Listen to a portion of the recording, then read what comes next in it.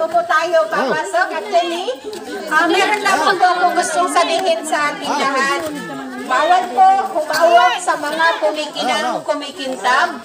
Kasi po, kapag nahawakan po natin yun, ay mangingitim or mamamatay. Kasi kumakain po tayo ng may asin. So, dapat mag-ingat din tayo sa ating sarili para din sa ating,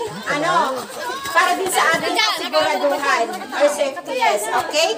So, mag-picture muna tayo, guys, bago po tayo papasok. Itong cave na ito, siya po yung pinakabaluwang at malawak sa lahat na may sukat na 89 meters. Ang pangalan po niya ay Main Cave. Ang susunod is Moon Cave. Then after that, Altar Cave. Doon na po tayo mag-exit diretsong Animal Kingdom. Ito po yung cave natin na pinakamalawak at maluwang. Dito po, maraming rock formation and marami tayong makikitang crystal, stalagmite, and stalactites. So, continue. Picture muna tayo, guys. Okay, thank you very much, madam. Brede, picture naman tayo.